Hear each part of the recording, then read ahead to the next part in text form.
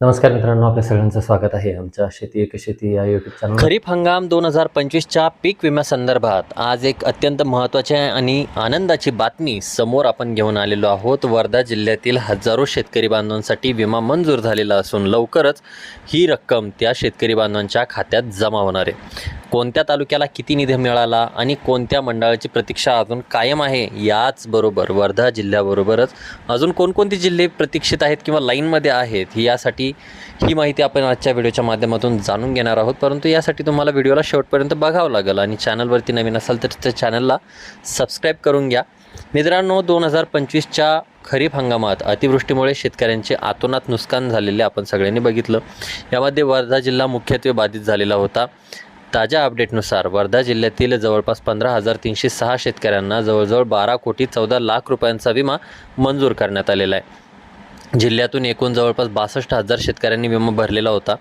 त्यापैकी सध्या सोयाबीन पिकासाठी हा विमा मंजूर झालेला आहे. हाती आलेल्या आकडेवारीनुसार सोयाबीनसाठी एकूण जवळपास 24,182 शेतकऱ्यांनी अर्ज केलेले होते. त्यापैकी जवळजवळ 15,305 शेतकरी पात्र या ठिकाणी ठरलेले आहेत. आता तालुकावार लाभार्थ्यांची संख्या जर आपल्याला बघायची झाली तर आर्वी तालुक्यामध्ये 6 महसूल मंडळ पात्र झालेत. त्यापैकी 1,436 शेतकरी बांधव पात्र आहेत. देवळी तालुक्यामध्ये 5 महसूल मंडळांमध्ये 3,585 शेतकरी बांधव.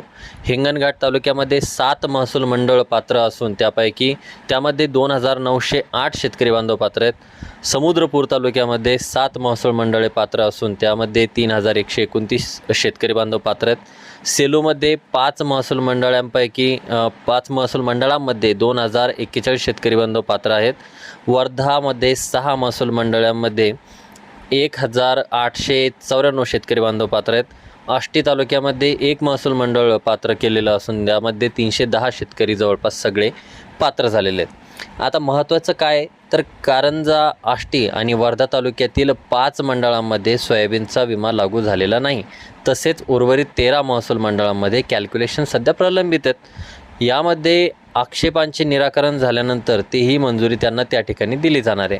आता हा विषय केवळ वर्ध्याचाच नाही तर बीड, लातूर, धाराशिव आणि सोलापूरचे शेतकरी देखील विम्याच्या प्रतीक्षेत आहेत. 13 मे 2026 रोजी परभणी जिल्ह्याची महत्त्वाची बैठक त्या ठिकाणी पार पडलेली होती.